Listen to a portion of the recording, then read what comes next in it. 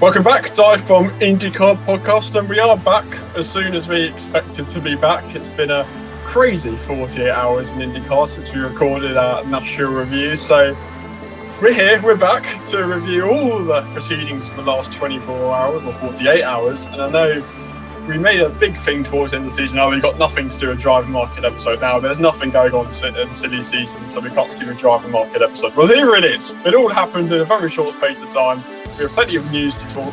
We've got Will Power moving teams. We've got Colton Herta leaving the sport. We've got Rinus VeeKay leaving down for racing. We've got a new IndyCar race in Markham. So loads of news as reflecting this week. And we kind of want to save next week for our season review and the weeks after for our driver reviews. So we kind of want to do this as a bonus because we want to keep those in place where they are. So it's been a very hectic 48 hours. I will just apologise for YouTube viewers on the last episode. My internet was a bit bugged, hence why my camera was all over the place and looked like an alien at some times. Fingers crossed it won't happen during this episode, but apologies for that.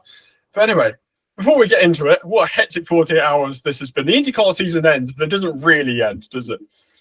Silly season turned stupid. I don't know what's a notch up from silly, but it was certainly that. I mean, yeah, I don't think I know we've not been covering the sport for that long, but it's pretty unprecedented a day, or I guess 26 hours with such a massive batch of IndyCar news. Like, so much has changed. Like, it feels like there's been such a massive shake-up through just a couple of big pieces of news. And yeah, just throw in an announcement about a change of location in Canada, and it's been, God, all sorts of stuff's been going on. And yeah, funny to think that this was supposed to be a really stable driver market, and next year's the year where everyone happens to be going out of contract. So, God, don't know what's going to happen next year. Let's not think about it. I still can't get my head around this year, so I dare not think about what's going to happen next year. Otherwise, my head is going to go to Mars, I think. I mean, it's a shame. It's a shame it's all happening really early. We're just going to have like the rest of the 170 days of off season with nothing to go off. And I think what the funniest thing is like we've got like more announcements than we need for everything. It's not just Will Power's coming to the 26, it's Colton Herta leaving, and an hour later we get Powers going to the 26, and it's not Malukas replacing Power. That's got to wait for some other time in the future when it inevitably happens. Just a million announcements, and they're all having a knock-on effect each other because that is how the driver market works. So let's start off with Colton Herta. If you haven't seen, he's officially signed as Cadillac Formula 1 team's test driver behind Valtteri Bottas and Sergio Perez for 2026. It's obviously, if you didn't know, Cadillac enter Formula 1 as the 11th team for 2026. So the brand new operation, hence why I signed Bottas and Perez, two very experienced drivers. And Herta's ventures he wants to put F1 at the forefront. He's been very vocal in the fact that Formula 1 is his goal and it's where he wants to reach, and he believes this step is going to get him there. And alongside that, it hasn't been formally announced by an F2 team yet, but there is a heavy expectation that he will race in the FIA Formula 2 Championship next year. Dan Towers has mentioned the fact that Herta will. It's just not confirmed what team Herta will race at yet. So I don't know when that will come, but it's not a major concern. The principle on our side is still there. What's going to happen to Colton Herta? So kind of shockwave news. I mean, Herta's been linked to F1 for 3 or 4 years now, really. But even as of a month ago, when there was all that talk pre-season of Colton Herta taking up one of the Cadillac spots if you've got a super license, that died down pretty quickly. And there seemed to be an assumption sort of July time that, okay, he's coming back to IndyCar next season. Nothing's happening, and suddenly in the last pretty much 2 weeks the rumours have increased, and we're now on a stage where Colton Herta has left IndyCar after 6 years in the series to pursue his interest in Formula 1. 7 years in the series, isn't it? Starting 2019, so to pursue his interests in Formula 1. So obviously for our sake we hope he gets there, even if it's 2027 beyond. But yeah, big news which really been unexpected prior to about 2 weeks ago. Yeah, I didn't expect myself to be kind of as sad about it. Like, I think it's a shame to see him go. He's obviously one of IndyCar's big names. He's a face of the series, and obviously for a few years really now, he's been one of the big hopes as like the next legend in the series, the next American great, and never quite panned out that way. I think it's been clear for a while that F1 has been his dream, and ultimately, I'm happy that he's getting to chase that. Like in all of our interactions with him, he's been a genuine guy, and he is a really good character. I think that's one of the things that I always think of with Herta. And it was interesting. Like I remember asking him on Content Day at the start of the year about where he stands with F1, and he's not old, but he's mid-20s, and I mean now by the time he'd get an opportunity, he'd probably be 28 realistically. But he said he was tired of all of the speculation, but he never shut it down. He said it was something he'd seriously have to think about. And yeah, he leaves IndyCar with unfinished business, I think. I mean, he was the youngest ever race winner at 18 years old when he won in his third ever race at the Circuit of the Americas. And as it stands, he's kind of, I feel like in IndyCar terms, a big what could have been, because we know about his raw talent, his raw speed, but he's just not quite the success I think everyone would have thought of for various reasons. But yeah, I would say there's no denying Herta's ceiling. Like, he is a supreme talent, and I really hope he smashes it, but this is not a move that he's taking without risk. Like, he is going all in clearly with F2, obviously the plan, as you say, for next year. And yeah, I mean, F1 is the ultimate goal. And the thing is that also makes this a bit of a risk is, like, this is a Cadillac project that's in its infancy, and there's no guarantee that it becomes a success, really. And in kind of gambling there, Herta's leaving behind an IndyCar, what remains a platform where he could be molded into a champion. Like last year, he was runner-up, obviously, and I know he wasn't really in the fight necessarily all year, but he still came pretty close to Alex Palou. And yeah, if F1's what he wants to target, like, good luck to him. Like, if that shot arises, it's too good a shot to pass up, I feel. And he has the chance to be this figurehead of a massive project of an American team as an American driver. And I hope he can show the world what he's worth. And I guess in doing so, give IndyCar the recognition that it deserves as well. And I mean, he clearly has the support of the whole IndyCar paddock. Some of the messages that have come out on social media today have been really, really nice to see. I think whether he succeeds in F1, it's a different conversation. Like, I feel like there's some refining to do, because he's certainly been quite streaky in IndyCar. That's why we had those couple of years where he finished 10th in the championship, and it's just a case of really knitting together the pace that he has and becoming a reliable driver. And I'm interested what happens after like 1 year in F2, because I mean, you can't imagine Perez and Bottas will be gone that soon. And what if they are a roaring success? I know they're kind of mid to late 30s, but there's no guarantee. And even Tower has said this on Hinch and Rossi's off-track podcast, that F1's not a guarantee, and Herta knows that. But I would say fair play for taking the risk. I think that speaks to the belief, the commitment, the fearlessness, really, that I feel like defines Herta. And yeah, takes balls to chase your dreams like he is doing, and I do respect it. Strange. He comes off the back of a pretty mediocre IndyCar season at best, and suddenly he's the guy off to Formula One. Well, it's kind of, in some ways. So a bit of a weird season of Herta to depart IndyCar on. And as you said, it does feel like Herta is unfinished business. And I'm sure this won't be his last IndyCar race. He'll be back in the future at some point. But he came into the sport as, this 20-year-old winning races or 19-year-old winning races, and he's never really lived up to that potential we saw of him. And, we've seen moments, but we've never seen the Colton Herta that everyone thought we'd see. It's been a strange couple of years for Herta, and I do find it slightly strange that of all the IndyCar drivers, he's been the one chosen to lead their project, because I don't think he's proven enough in IndyCar that he's somebody who's going to succeed in Formula One. But again, that's a very long way down the line. We'll probably touch on the elephant in the room, really, which is the F2 move, because it's a brave move. It's a really, really brave move. Obviously, we don't know what team he's going into, but I'd imagine Cadillac or Andretti or here at TWG will put him in the best seat they possibly can, because the goal will be for him to get into Formula One as quickly, not as quickly as they can, but in sufficient time. But going to F2, Herta's going to have to adapt to Pirelli tyres, which are very different to the Firestone. He's going to have to adapt to a completely new car, which the majority of the drivers in the field will already have a year or two's experience in. He's going to have to adapt to new tracks as well. Now, I know there's a lot of, okay, he raced in Europe before. Okay, he has, but he only raced in maybe 4 or 5 of the circuits in the Formula One calendar.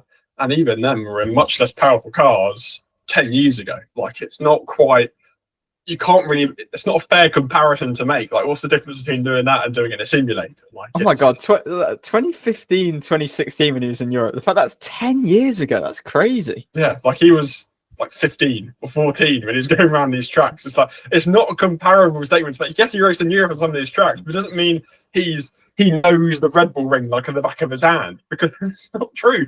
These tracks are pretty much going to be completely different to what he raced on all those years ago. So it's a brave decision. One that I pointed out on my social media a few weeks ago is Ritomo Miyato, who's, if you didn't know, raced in the Japanese Super Formula Series prior to move to Formula 2. And in 2023, he beat Liam Lawson over the course of the season to claim the Super Formula Championship, which is pretty much the closest championship in terms of car quality to Formula 1. Not quite competitiveness, but in the actual car itself. He also won the Super GT Championship that year, which was the top level of Japanese GT cars.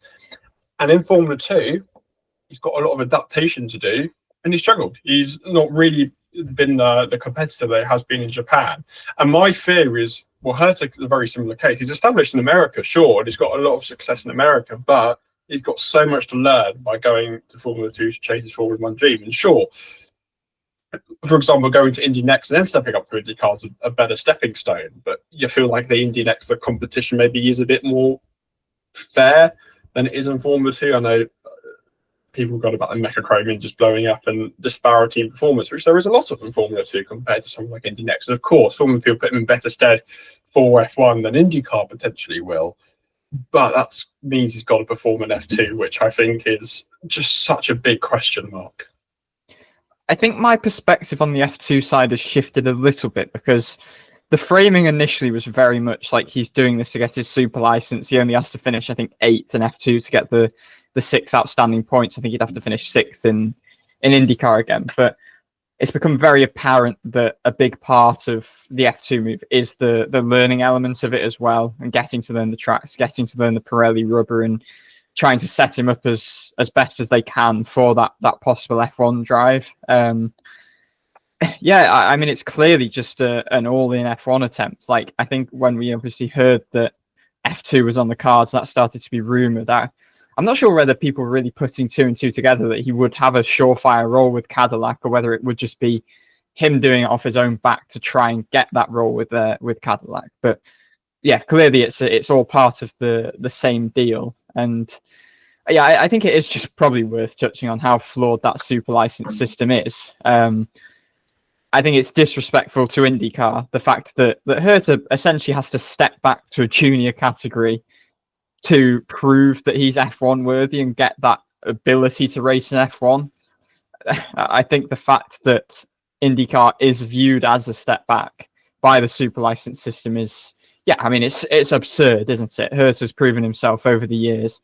As much as maybe he hasn't reached the potential that we thought he had, he's more than proven himself in a pro series in IndyCar, and now he's going back to a junior series where he's going to be racing with like 18, 19-year-olds. It's kind of crazy, really. But at the same time, like, it probably will help the work he's doing with Cadillac even before, building the experience to hopefully get a drive there as well. And the fact that he's learning the cadence of an F1 weekend, or he's at least being exposed to an F1 weekend. I know the F2 format's obviously a bit different. But yeah, it's a valid point that you make that success isn't guaranteed in F2. Like, there is a lot of unreliability in terms of engines. There's big disparities between teams. I know there's obviously politics allegedly involved as well. You have certain drivers coming up from lower series, making big jumps and all of a sudden shining. People who watch F2 will probably know examples of that. I think in terms of next year, the fact he doesn't know the tyres and the tracks will probably put him on the back foot a bit in terms of the trying to finally secure that super license. I guess any outstanding points he can get by doing 100 kilometers in an F1 practice session. So that's always a fallback option. But yeah, I guess at the same time, as I said, it is just a case of doing this as much as he doesn't know the tracks, the tyres are part of it, is kind of growing that familiarity. A question I was wondering was, like, could he have balanced his Cadillac commitments with doing a season in IndyCar so he remained in a top level series? But I think it's become pretty clear with the interviews that he's done, that Taurus has done on off track, that wasn't really feasible. Like, the IndyCar schedule is so relentless. You see it with Pato O'Ward and his role with McLaren. He only does anything with McLaren after the IndyCar season because it's just so hectic when you're in that spell mid-season there with IndyCar, where it's just races every week. And clearly as well, Cadillac really wants to embed Herta in the team from the outset. He'll be a big part of their development in this test role, and obviously, competing in F2 to complete that sort of full set of learning. And he clearly really wants to commit to that F1 dream, and fair enough. I mean, he said he does want to be back in IndyCar in the future. He still loves IndyCar, and this isn't a case of him dumping IndyCar because he hates it and would rather go to F1 because he despises IndyCar. It's simply because the opportunities come and you can't turn that down. And he has a lot of care for the Andretti team. That really shone through in his interview. And he actually only made the choice in recent days because he wanted to make sure it was absolutely right, and that everyone around him was happy with it as well. So yeah, not goodbye forever, but it's adios for now, I think, and with absolutely the full backing of everyone. I think one thing that will be interesting is if we see Colton Herta in an F2 car before the end of the year, because there are still 3 events left, and if they want to put him in a bit more development, get him a bit extra practice in. I mean, there's 6 races left. Why wouldn't you? I mean, they'll have the funding to put him in a seat, and extra preparation could make all the difference heading into next year. So I think that'll be something else really interesting. They put him in before the end of the season. I would like her to do the 500. I'm not sure he will do, but it would be, he's got the time to, so it'd be pretty cool if he does. Because I think F2 don't race in Montreal and Miami, which are even Miami's close to the 500. It's just how present Cadillac wants him to be at race weekends and how much work they're wanting him to do, whether simulator or what have you, during the season. So yeah, I guess that remains to be seen. Yeah, he'd have to miss one race, which isn't the end of the world. But you obviously presume he will be at every Formula One race. And Cadillac will have to give up 4 sessions for full free practices for rookie drivers anyway. So you imagine Herta will fill them, and then worst case scenario, when he's an extra point, he does it, and that'd be good to go. The question is, I mean, where does he need to finish in F2 for them to give him a seat? Like, if he finishes 13th but hasn't the points, would they give him a seat? Don't know. That's not our decision to make, but it's an interesting conundrum, because it's like Formula 2 is a bit of a stopgap whilst they get established with Perez and Bottas in there, but like, he's going to have to perform at a level. But what's the threshold of him being good enough to get a Formula 1 seat? It's a funny one. Like, it's obviously a big risk, and he's really placing all his eggs in one basket. But there is always that thing of, because this is a Taurus thing and his involvement with Andretti, like, you do feel if it doesn't work out, then he will have a home in IndyCar, because they know how good he can be in IndyCar. Yeah, I'm just fascinated to see how it plays out. I'm so desperate for him to succeed, because it would really put IndyCar on the map and show, like, yeah, these guys competing at the top in IndyCar are as good as the guys competing in F1. But it's just, obviously, can Cadillac, within the 2-3 years you'd expect Herta to have the seat, be at a point where he's able to showcase that? I'm not sure. But the flip side, if he doesn't, I mean, we all know the standards of IndyCar drivers, but if he struggles, well, that's a very... Oh, look, Herta was a front runner winning races in IndyCar, and now he's 12th in F2. IndyCar can't be any good. That's the flip side you have. Particularly on the F2 front, like, the reputational damage for him and for IndyCar could be, for the casuals, like, I think. I don't think anyone who actually knows what they're talking about would think that, but there's a lot of more casual fans, aren't there? There's a lot more casual fans watching Formula 2 than there are watching IndyCar, I think, is what I would say. And, yeah, because it's so different, like, Herta's probably not going to take well over a year to adapt. And I don't want it to be a case of, well, yeah, Herta was great in IndyCar, but look at him behind 18-year-olds in F2. He must be awful. And obviously you don't want that to be the case. And Herta's good enough, but he obviously does have a bit more experience in the motorsport sense, not necessarily in F2 sense, which might play into his advantage as well. So, yeah, it's a really interesting question mark to see how he perform, because it's just such a big unknown on where he will do in F2, and then how he will get on in F1. I mean, it's easy to forget, like, was it 2 years ago? And AlphaTauri were really pushing for him to get a Formula One drive. And there was that super license issue, which didn't get him the seat, which is still crazy to this day. That AlphaTauri were pursuing her, so you could be in a Red Bull seat currently in an alternate world.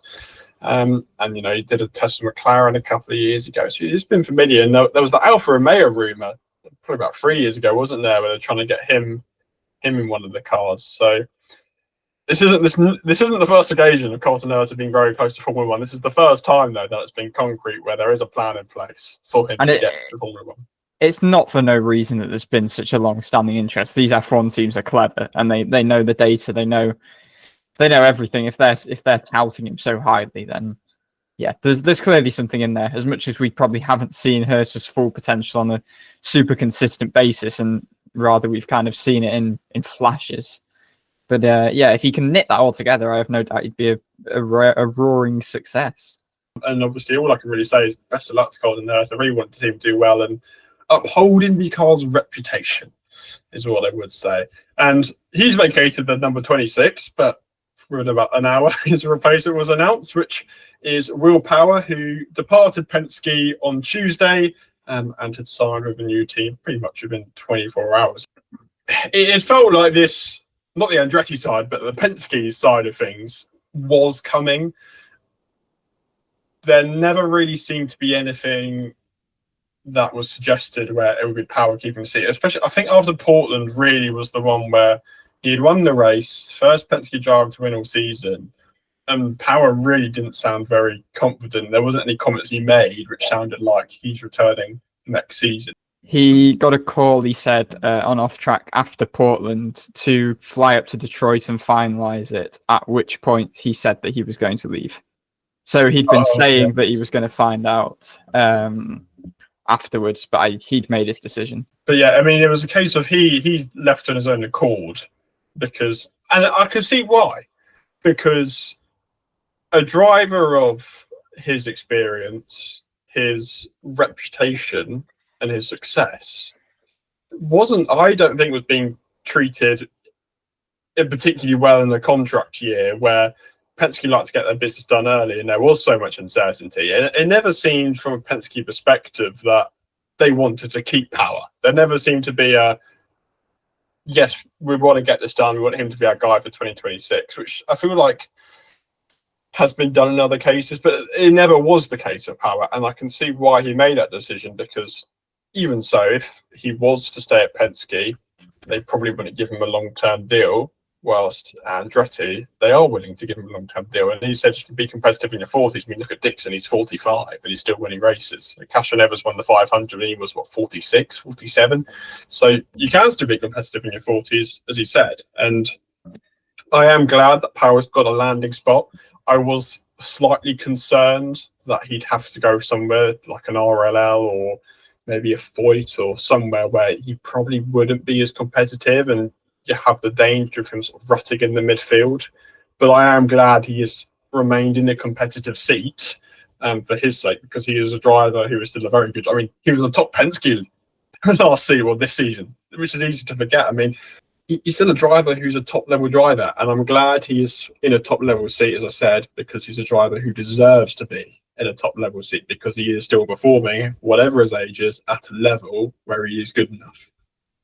Yeah, I'll just touch on the Penske side before maybe we can just drill a tiny bit more into the Andretti stuff. I don't feel it was handled well, and I think that's most emphasised by the fact that after 17 years with the team, he didn't get to have like a proper farewell sort of victory lap, quote unquote, in that final race. I think that was really sad. And I mean, this is a guy who has more wins than anyone in IndyCar for Roger Penske. 42 of his 45 career wins, dating back to 2009, came with Team Penske. And ultimately, it just felt like he was messed around a bit. And I feel like his frustration seemed to visibly grow through the year, that he wasn't really hearing anything. And it can't have been a pleasant feeling, really, having that sort of uncertainty and so many questions just from media day onwards. It was questions every weekend, every press conference about his future. And when the press release first came out on Tuesday, I think the biggest thing I took from it was the framing and the quotes of like, was it his choice? And yes, it was his choice. That's what he said on Off Track, that he was ultimately offered something, but it was about how they got to that point. And I think both can be true in terms of he made the decision that he was going to leave in the end, but that decision came because the team disrespected him. And I mean, my theory, and I don't think it was totally confirmed by Power, was that maybe he was offered a 1-year deal, and turning 45 at the start of next year, I would understand if he wants the security of a final kind of multi-year deal to take him into his late 40s. And that is, as Tower has confirmed, what Power's got, a multi-year deal. And yeah, I think the big problem, maybe even more so than the fact of was he offered a 1-year deal, we don't know. But just the fact that he was left in the dark for so long with his contract running down, you got to feel that must make him feel a bit less valued, maybe, is one way to put it. And he said that he was annoyed at being messed around, and actually he was promised conversations with Tim Cindric, I think, at the end of the 2024 season, he said. And he said that he was pissed off that those conversations never actually happened, and that he actually probably would have taken a 1-year deal at some points, but as time went on, his views seemed to change. And he says that ultimately it was Portland when he made his mind up, and when he kind of came out and said, maybe it was my choice. And I feel like it was Portland where there was that real shift, and he started to say, like, yeah, I am actually getting a bit frustrated about it. And I did think it was interesting, that line he said immediately after the win, that pointing out that maybe it would be his decision. And yeah, that's when he got the call and decided that he didn't want to go back. So the timeline's all a bit blurry, because of obviously he was saying that nothing had been decided, but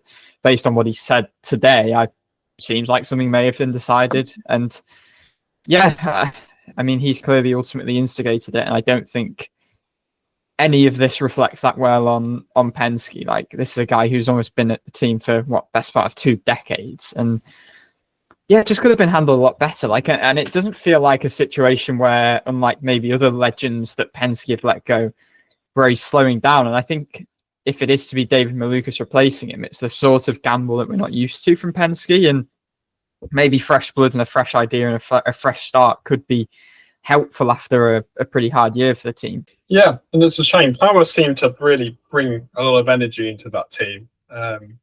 And he's got a lot of different characters as well, Power, at different times, depending on what mood he's in. But he's always entertaining, and he's always one for a good talk. And yeah, I just think it wasn't quite fair that he didn't get this farewell season.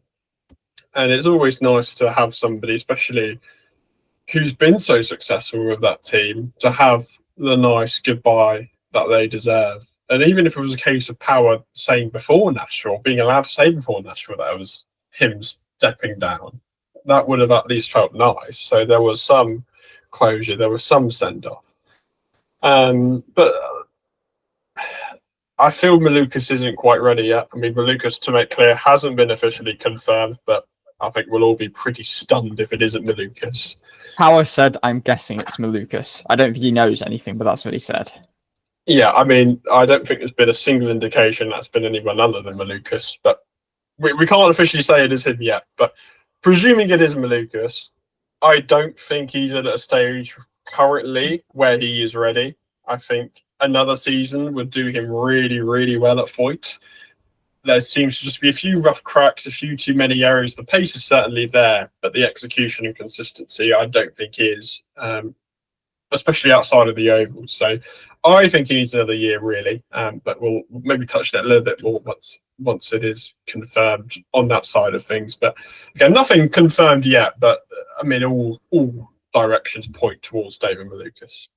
Yeah, I mean, he's been in the series for 3 years. He's not yet a complete driver, and that's why I think Penske were probably stupid not to just offer Power a 1-year deal earlier in the year, when he probably would have been more willing to accept it, because at that point it still looks like, okay, I've got 2 years left with Penske, rather than waiting until the end of the year when it's like, yeah, I want something more stable, and you've messed me around. So yeah, I just like to touch on the Andretti of it all, because I think the biggest positive from the whole Herta situation is that Power in his mid-40s has got another top opportunity, and that's probably quite rare for someone of his age. And I'm super happy that he has got that chance, because I think it would have been pretty crushing if he'd left Penske and still, as he admits and is completely backed up by the results, is still at the top of his game. And if he was to go to like an RLO where it's unlikely he's going to win races again, I think that would have been pretty sad. And yeah, he's obviously been defiant and saying like, yeah, I'm as good as I've ever been. And I mean, he is the only driver to break the Palou monopoly in the 5 years that Palou's been at Ganassi, and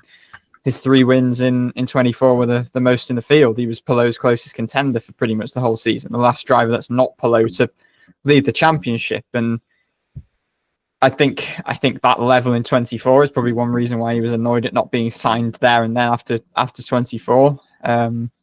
But I think it's just exciting for Andretti. Like, I know Herta's been their golden boy, but I kind of feel like Power's an upgrade. I mean, it kind of speaks for itself, doesn't it? 2 championships and Indy 500. And even at his age, I feel like the work ethic, the determination is just so unmatched. I'm always struck by how driven Power is. And okay, you've got to hope it doesn't go the direction it's gone for Ericsson and really struggle to adapt, because we've not seen Power change teams, have we? All we know is Power with Penske. But yeah, I wonder whether he's someone who can use his experience, take them that extra step to close that gap to Ganassi, to, I suppose, not to Penske. That's why it's almost an upgrade for Power based on the past season. Yeah, I'm sure he'll go out with a bit of a point to prove, battling directly against Penske, even if I'm sure he still respects the team. And yeah, it's quite the driver move, really, going from a powerhouse to a rival powerhouse. It's quite something. Chevrolet to Honda as well. Yeah, interesting one. I was a huge fan of Power updating his Twitter at about 2 seconds after the announcement was made. And Herta as well updated his Twitter for his profile picture is still from about 2021. So it also just struck me at the time, like, this is Will Plower and Kyle Kirkwood teammates after the whole Detroit practice debacle. That's quite something. I do really like the Andretti lineup, though. I am a big fan of it. I think that's a really nice, well-rounded lineup. If Ericsson can click into gear, big if, but yes. If he does, certainly. And like Powers, Andretti have sort of like somebody with that experience since, well, Hunter Ray was at the team, wasn't he, as well as Hinchcliffe, Rossi to some degree, but a big veteran in Power, an Indy 500 winner. Well, Ericsson's Indy 500 winner as well, actually. But the whole load of experience, that team, I really, really am a big fan of that lineup. And I think we need to give our annual well done to Zach Veach's pastor, who made all of this happen several years ago. You know, that weird like domino meme where you have that tiny one leads to the big one. It's all from Zach Veach's pastor. So his name, by the way, I've just researched it, is Aaron Brockett. So well done, Aaron. You can thank yourself for all of this. Imagine saying that 8 years ago, whenever it was, when Zach Veach asked his pastor for some help. That this should be the cause of it. But there we are. 2 massive earthquakes in the driver market, which we weren't expecting several weeks ago. And the other confirmed bit of news, which we need to really touch on, is Rinus VeeKay departing Dale Coyne Racing. Obviously, he joined the team quite late into the season, about February time, but had a superb year, 7 top 10s, finished on the podium in Toronto. And with the expectation that Malukas is going to Penske, there's been suggestions that VeeKay may feel the spot should be vacated by Malukas at Foyt. So an upward move for VeeKay, if that's the one to be the move. Again, we can't really speak too much on it because it hasn't been confirmed. But after a really encouraging season for VeeKay, which is fundamentally revitalised his IndyCar career, and the other side of things, a great year for Dale Coyne Racing, their partnership comes to an end. Yeah, it's a bit bittersweet. Like, I think Foyt kind of makes sense because nothing else is a step up from Coyne, really, if VeeKay's gonna leave. Because, I mean, how this collaboration started, it was a team in need after a really bad season and a driver in need after being left in the dark and thrown to the wolves by ECR, really. And it proved a really perfect collaboration. And it seemed the start of something promising. And obviously with the new investment as well from Todd Holt, it felt like Coyne were heading in a promising direction as well. I think there's still just maybe a few too many flaws for them to be considered a team on a par with other, I guess, midfield, quote unquote, teams, ovals, especially super speedways. But VeeKay got the absolute most out of that year. And I mean, courtesy of being saved pretty much by Coyne and given this lifeline. His name's been put back on the map, and yeah, if he goes to Foyt, that is an upward step. They've got the Penske link, and maybe he becomes another product of the Penske pipeline that seems to be growing. If it is indeed Malukas that replaces Power, I think I've said in past, maybe in some of my monologues at the back end of last season or before this season, that I think if VeeKay went to Penske, that he'd be a success. So maybe in years to come, we'll get to see. Yeah, sort of sad to see VeeKay go, but I'm excited about his future. He's a driver. He was linked to McLaren a couple of years ago, and I feel like he has deserved this greater opportunity, but it's never quite come. And I know it might not come with Foyt, but I feel that opens more avenues for a top-level opportunity. Well, I feel like at ECR, he kind of faded a bit into the background, and you didn't really see him on race weekends, whereas with Coyne, he's been suddenly thrust into the limelight again, and obviously with the podium, but we had quite a few drives where he was driving through the field or similar to that, and all of a sudden, like those early years with ECR where he was on the podium a few times, he's all of a sudden a name that people talk about again, and he lost that in those last couple of years with ECR, whereas now he is a name that you would float in that kind of realm of the top teams again, I would say, and that's what seems to be playing out here.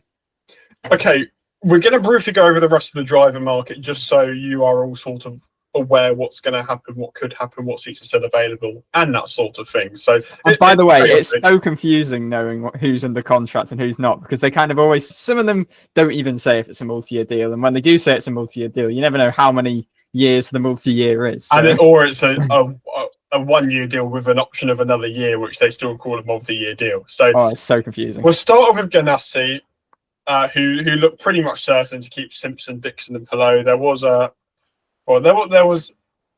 article from Nathan Brown a couple of weeks ago saying Red Bull officials were interested in Alex Palou, which got completely blown out of proportion, saying Red Bull were going to sign Palou. Palou wants to move to F1. That's not true. It said a few Red Bull officials are interested in Palou. Judging by Chip Ganassi and Alex Palou's comments since then, that isn't any move to Red Bull is unlikely. So we'll say for the minute that Palou is staying put alongside Dixon and Simpson at Ganassi. Penske have Newgarden and McLaughlin under lock, and we expect Malukas to move up to that seat. There's been no other indications who else will go there. Andretti are now locked with Power, Kirkwood and Ericsson, and McLaren are now locked with O'Ward, Siegel and Lundgaard. If we go to Rahal, Letterman, Lanigan Racing, all three are under contract, but it's a bit unclear. We know Louis Foster's definitely going to be there next year. He's told us multiple times. There will be an expectation that Graham Rahal stays with his father's team for next year. Devlin DiFrancesco is the question mark. It's one of those, as you said a minute ago, he was signed a multi-year deal, but there's quite a few clauses which have been mentioned where maybe he will leave that seat. Who could replace him theoretically is a bit of a mystery at this point. Well, I mean, they've got Vips and Sowery on their books, but neither of those guys come with any money, so they'd have to do some incredible fundraising. Considering Louis doesn't bring much money.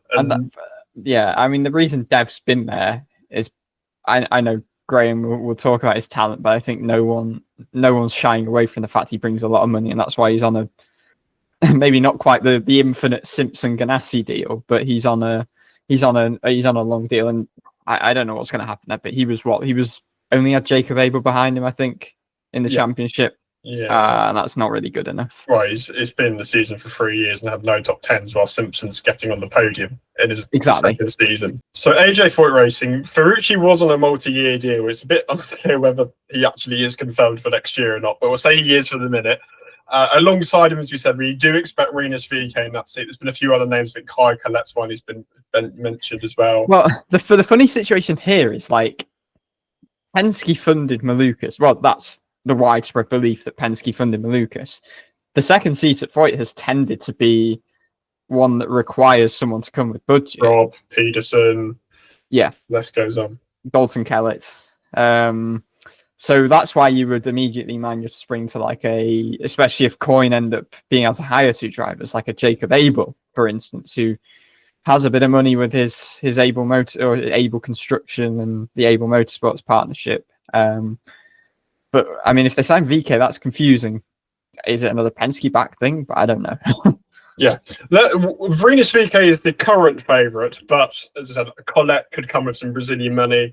Jacob Abel could be a contender for that seat with his finances. So we don't know there yet, but we expect Rinus VeeKay. Ed Carpenter Racing seem pretty locked in with Rasmussen and Rossi against one of those multi-year deals. What multi-year deal? How long is their deal? Is it a 2-year deal or is it 1+1? So we expect it to be Rasmussen and Rossi, though I don't think they've got any reason to change anyway, really. Meyer-Shank Racing, Rosenqvist and Armstrong. Armstrong obviously confirmed a few weeks ago. Rosenqvist signed a long-term deal at some point. So this season he extended his deal. I think it was when he renewed last. Or was it when he renewed last season? He renewed at some point in the last 12 months. I can't remember when, but put it this way, Rosenqvist is definitely there next season. That has been established, and then the rest of the seats are a bit more unknown. So Hunkos Hollinger Racing, I feel, is the biggest complete unknown at the minute. There's Rob and Daly. No idea. I mean, Rob could really fill into any of the remaining seats just because of his budget, you'd think, really. So, again, he could be an option there. He could be one for Prema, who we'll touch on in a minute. He could be one for Dale Coyne Racing, who we will touch on in a minute, because he brings that funding. But to be fair, Coyne don't need the funding, so that will change. Well, that's the inference by the fact that the alt blockchain are going to be the primary partner of both cars. They might. I don't know if they will. Definitely need not need funding. The inference. Connor Daly's completely up in the air. I mean, there's not been really any indications of his future. So Hunkos is, I think, the biggest mystery. There's no one really linked with either seat. I think Linus Lundqvist has been one maybe touted. I think there was a report at some point that Lundqvist had come out of a meeting with JHR and looked very happy. So I think I'd also look out for Kyle Collette as well, because he could bring a little bit of money, finish runner-up in Indy next. South American team in Hunkos might be one to consider. Dale Coyne Racing had signed a deal with Todd Alt prior to Nashville, and the expectation is they can pay 2 drivers. Now, Grosjean is one who's been heavily suggested to return to the 18. Obviously, spent a year at Prema as their reserve, so that's one which is gaining momentum, which I think is a bit of a strange one, but we'll touch on that when the news comes. And then Dennis Hauger is the current favoured driver for the 51, with potential backing from Andretti, obviously racing with Andretti at the minute in Indy next. So yeah, possibly that would make sense, because it feels like the 51 or the second Dale Coyne entry has kind of lagged a little bit behind the other at points. So if they can have better personnel, like, I'm not saying it's definitely been a personnel issue, but if they bring in quality people from Andretti, I feel like that could elevate the team. So that would make sense.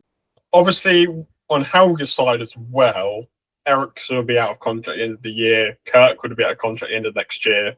So there could potentially be openings on how he does. So Grosjean and Hauger are the 2 names being touted particularly for those 2 seats currently. And the final one is Prema, which is a bit of a question mark. Now, I think they both signed multi-year deals. I think Ilott is probably expected to stay, although I don't think that's really been fully clarified, but I think there's an expectation Ilott will stay, particularly how he ended the year. I think Racer said that Robert Schwartzman hasn't enjoyed IndyCar as much as maybe he expected, and kind of wants to go back to Europe, which is interesting after he took part of the Indy 500 and all that story. So it might be one and done for Schwartzman. He did sign a multi-year deal, as I said, but I think there is a good chance he moves back to Europe. Now, there's all sorts of rumours about Prema and Hunkos merging and potentially becoming one team. It's all very, very confusing, I'll be completely honest. But there's a possibility there. So, yeah, we'll see. Schwartzman moves over to Europe. I don't know who Prema would get in, but remains to be seen. And again, like the Hunkos seats and the potential RLL 30 seat, one of the real mystery seats at the minute.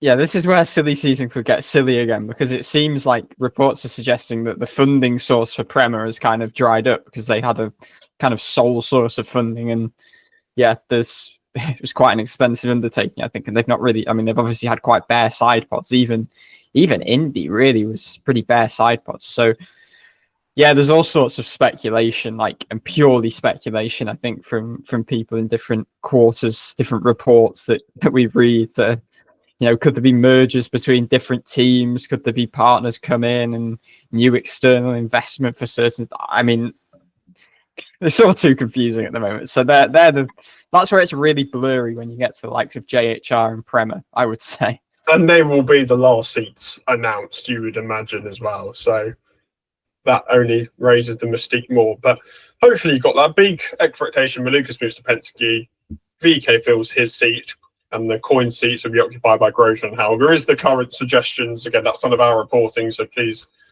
do your diligence to Marshall Pruitt and Nathan Brown, all those people who do the actual work. Yeah, we don't want to claim any of this as our own information. This is all stuff that you kind of read so much stuff that you kind of forget exactly where it all comes from. But this is all from your top IndyCar journalists who have the contacts that we don't necessarily have. Now we'll leave driving market there because we could go on forever and it's very confusing. And my mind can only take so much for the last 48 hours. If you see my Twitter, I was busy bed shopping today when it all kicked off, so I missed the majority of the news. I did get a new bed though, so we'll sort of successful. But we'll briefly touch on some other news which dropped today. I mean, slow news day, right? IndyCar has announced a new race on the streets of Markham, which is a town, or maybe it's a city. It's a city, Dan. It is a city. It is. It doesn't seem like one, does it? It's a place. It's an area slightly northwest of Toronto, and it's going to replace the Honda Indy Toronto. It's going to be the Honda Indy Markham as of, doesn't sound as flashy, does it? As of 2026. So there was suggestions from somewhere that'd be an airport circuit. It isn't. It's a downtown street circuit, which looks a bit funky. So we'll get onto that maybe in a minute. But a new race for IndyCar. We obviously had Arlington confirmed already. And this race, I think, has been confirmed for August 16th. It's going to be one of the later races in the season.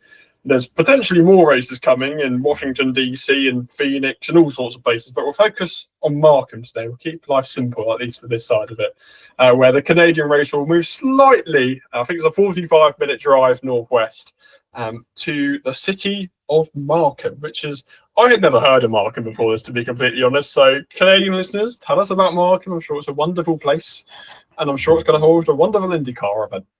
Well, it seems like this is the end of Toronto. I mean, it was said in the press conference they held that this is a 5-year deal, but then Penske Corporation President Bud Denker said it's apparently going to be IndyCar be in the market for decades. So I don't know where this has suddenly come from. Yeah, and it was only supposed to be everything expectation. It was a 1-year thing. Toronto's going to host the FIFA World Cup. They can't build the track whilst that's happening. They'll go to Markham for a year, and it's like, nope, goodbye, Toronto. Like the World Cup was supposed to be the limiting factor, but evidently there's some stumbling blocks beyond that. I'm not entirely sure what. But it's a shame that it's not going to be in a major city anymore. Obviously, Toronto is known globally, and it does sound a bit better than the Honda Indy Markham. It's the 16th largest city in Canada by population. And yeah, I mean, let's be frank, it's not a city known on a global scale by the likes of us Brits. And the UK equivalent in terms of ranking by population, I mean, the population is going to be a bit bigger, but what do you think the 16th biggest or most populated city in the UK is? At least this was on the list that I found. Southampton.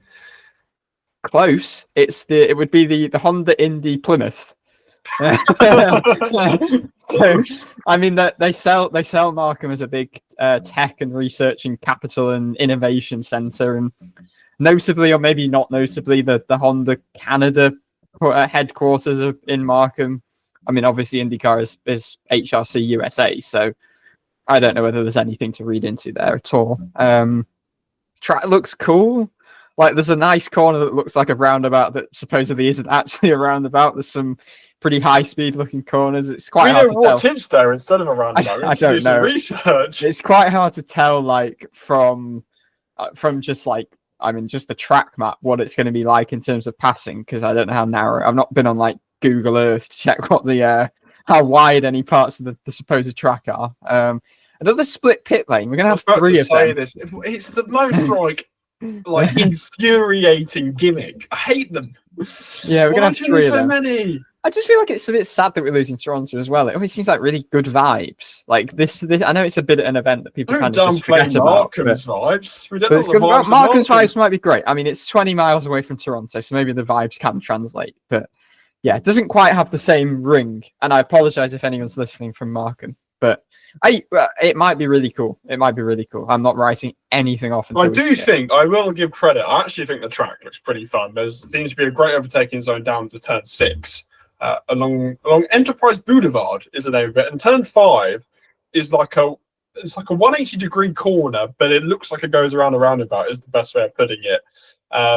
It seemingly goes over a station as well, so I don't know if it goes over the train track, because it was over under where it used to go over some train tracks in IndyCar. I'm not caused sure. a whole saga. So it was somewhere. Anyway, it's going across the station, over under. We don't know. Somewhere. But yeah, I mean, looks like there's a few little complexes around the circuit. Looks like there will be some overtaking opportunities. So the track looks pretty good. They say it's a draft layout though, so that might not be final, but looks pretty nice. Okay, I am looking at what we thought would be the roundabout zone, and yeah, it isn't a roundabout. It's actually a crossroads where the supposed roundabout looking thing is. So they're going to have to build like a barrier, which looks like a roundabout, which is really strange. Roundabout. Yeah, strange, but I guess I need a productive way to get around a 180-degree corner. So fair enough. And yeah, I mean, to summarize on Markham, look, I really like Toronto. Seemed like a bit of fun. Obviously, the race is a little bit later, but look, I'm open to it. There's a racing calendar, which I still think is important, and it's not a million miles away from Toronto. The market will still be there. It's not like people who went to Toronto before are suddenly going to be able to not access an IndyCar race. Obviously, it is surprising. It's a 5-year deal, and that it suddenly seems like a massive long-term project for IndyCar, which is interesting.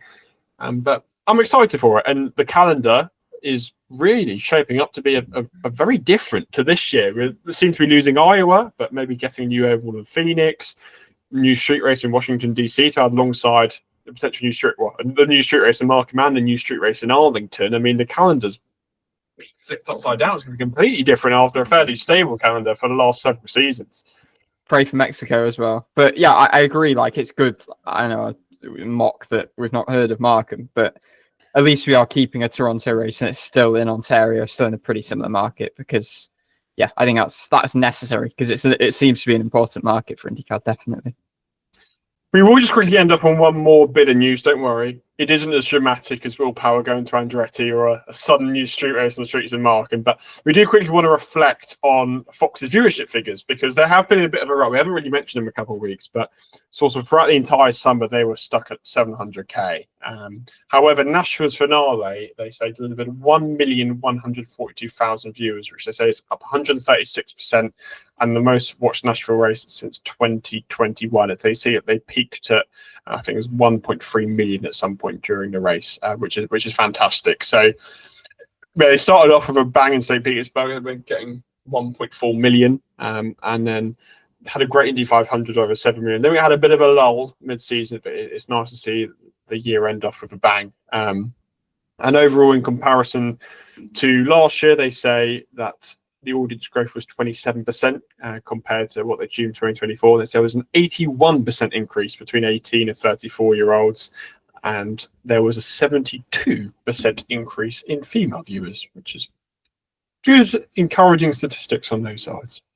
Yeah, I feel like it's an end that is a deserved reward for Fox's efforts through the season, really. I think it obviously kicked off before the season with some very impressive promotional efforts, and then I feel like there was a constant improvement through the year in the quality of broadcast. I think there was some really good new additions. I think the personnel they chose were excellent, really. And yeah, all in all, it was a really solid first year. And I mean, I think they said it was the most viewed season in 17 years, which is, I suppose, more than solid. I know it was inflated somewhat by the 500, and there were lots of races stuck in that 700,000 bracket. But I don't mind that consistency as a baseline, really. That seems to be the baseline. And if that's your baseline, that's not bad. Like, especially for year one. And we know that they're going to continue to push for more as it goes on. And obviously they've got the new vested interest with the 1/3 investment in Penske Entertainment as well. And I mean, like, they were comparable at times, the ratings, to the NBC network races, but the reality is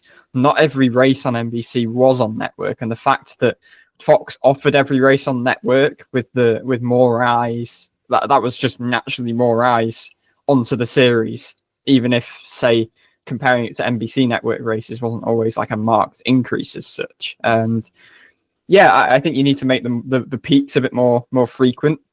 Sounds a bit like what we were saying with Colton Herta.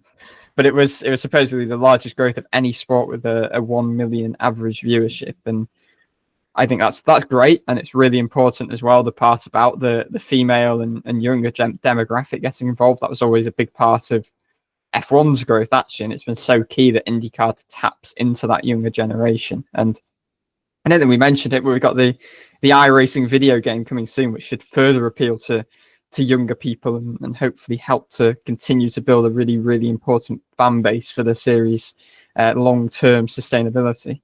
Poor developers at iRacing got a lot of trucks to add, don't they? Yeah, that's going to be fun for them. So, they're going to have their work out, but I am excited about that. I mean, we might touch on it in off-season at some point, but I play iRacing myself, and I'll have to get the IndyCar game as well. So awesome. I am a big fan of that. But we'll leave it for today.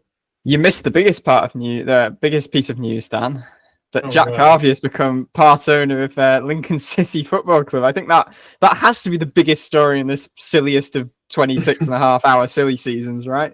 I mean, we spoke to him about Lincoln when he came on the pod. He didn't say that. He should have given us an exclusive. No, he didn't give us the scoop, but it's cool piece of news for us as British football fans, football not soccer fans. Do you think a single Lincoln City fan has heard of Jack Harvey? Yeah, definitely. I reckon he's a local hero. You think? Yeah. Right. I don't know, but I think it's cool news anyway. They'll know who he is now. Okay, we will leave it there for today. We'll be back tomorrow, believe it or not. We'll have 3 episodes in pretty much 3 days. This one will be a bit shorter. We've got an exclusive interview coming up tomorrow. And because you've got to the end, we'll let you know that it's going to be with the Indy Next champion, Dennis Hauger. It's an awesome interview. Dennis is really enjoyable, really fun to listen to. Second time we've had him on this year, and just a really great reflection on his Indy Next season. And it's well worth the listen. It's only about 20-25 minutes. So if you've got a bit of time tomorrow, that should be dropping hopefully at some point during the day. I mean, this might go out still American time on Wednesday. So the Hauger one will come on Friday. So it depends when you're listening to this. But Dennis Hauger exclusive is coming on Friday. And we'll be back next Tuesday to do our IndyCar season review. We'll have my good friend on the show, James Scott, on to review that as well. Crazy 24, 48 hours IndyCar. Hopefully, you've understood most of it. Hopefully, your brains aren't as frazzled as ours are, sorry. And hopefully, you've now got a bit of the scoop and all that's going on in the driving market. And we will continue to keep you updated on that and the calendar throughout the off-season. But hopefully, that's the bulk of it. We don't do any more bonuses because we're recording podcasts every 5 minutes at the minute. So, IndyCar teams, let us have 48 hours apiece, or longer than that. We've got 6 months to sort this out, so take your time. But we do appreciate you all listening to this bonus, so thanks very much for watching, thanks very much for listening, and we'll see you next time.